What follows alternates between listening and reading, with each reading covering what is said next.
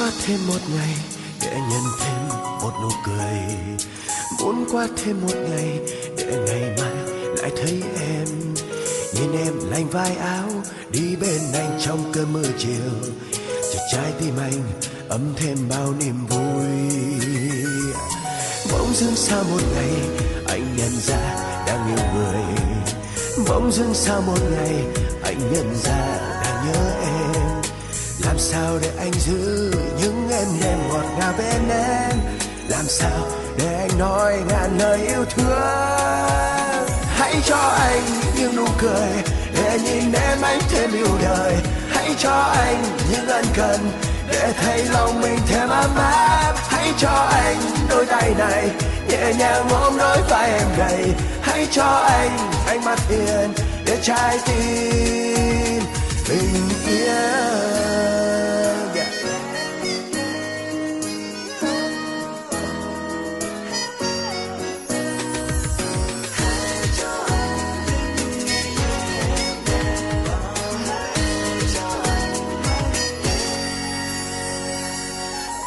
Qua thêm một ngày để nhận thêm một nụ cười, muốn qua thêm một ngày để ngày mai lại thấy em.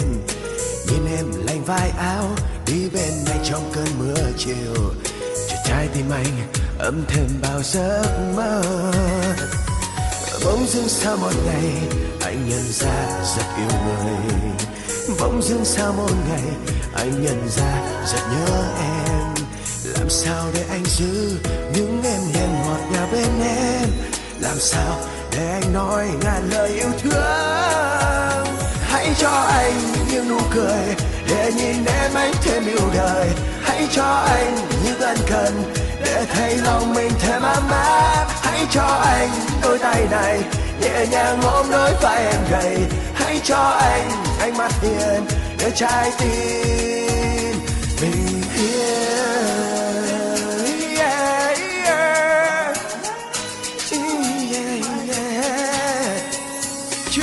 Cho anh đôi tay này nhẹ nhàng ôm đôi vai em gầy, hãy cho anh ánh mắt hiền để trái tim. Hãy cho anh những nụ cười để nhìn em anh thêm yêu đời, hãy cho anh những ân cần để thấy lòng mình thêm ấm áp. Hãy cho anh đôi tay này nhẹ nhàng ôm đôi vai em gầy, hãy cho anh đôi mắt hiền để trái tim bình yên.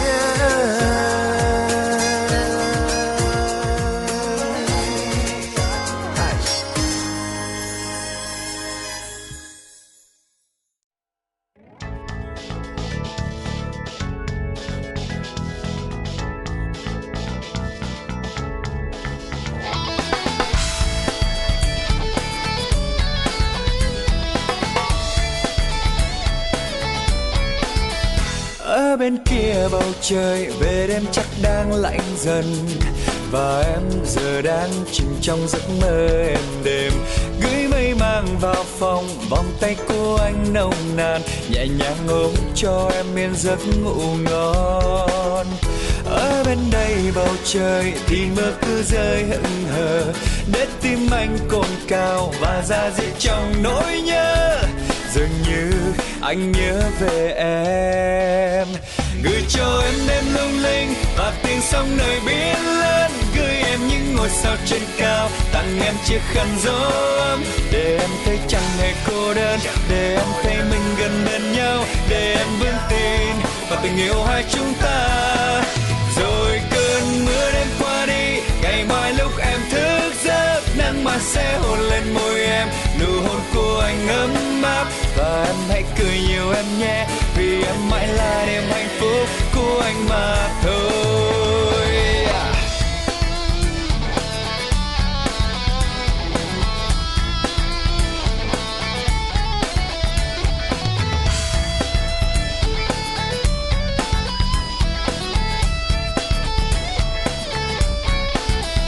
Ở bên kia bầu trời về đêm chắc đang lạnh dần, và em giờ đang chìm trong giấc mơ êm đềm.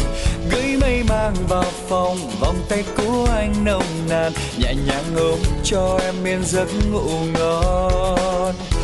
ở bên đây bầu trời thì mưa cứ rơi hững hờ, để tim anh cồn cào và da diết trong nỗi nhớ. Dường như anh nhớ về em, gửi cho em đêm lung linh và tiếng sóng nơi biển lớn, gửi em những ngôi sao trên cao, tặng em chiếc khăn gió ấm, để em thấy chẳng hề cô đơn, để em thấy mình gần bên nhau, để em vững tin vào tình yêu hai chúng ta. Rồi cơn mưa đêm qua đi, ngày mai lúc em thức giấc, nắng mai sẽ hôn lên môi em, nụ hôn của anh ấm áp, và em hãy cười nhiều em nhé, vì em mãi là niềm hạnh phúc của anh mà thôi. Gửi cho em đêm lung linh và tiếng sóng nơi biển lớn, gửi em những ngôi sao trên cao, tặng em chiếc khăn gió ấm, để em thấy chẳng hề cô đơn, để em thấy mình gần bên nhau, để em vững tin vào tình yêu hai chúng ta. Rồi cơn mưa đêm qua đi, ngày mai lúc em thức giấc, nắng mai sẽ hôn lên môi em, nụ hôn của anh ấm áp, và em hãy cười nhiều em nhé, vì em mãi là niềm hạnh phúc của anh mà thôi. Và em hãy cười nhiều em nhé, vì em mãi là niềm hạnh phúc của anh mà thôi.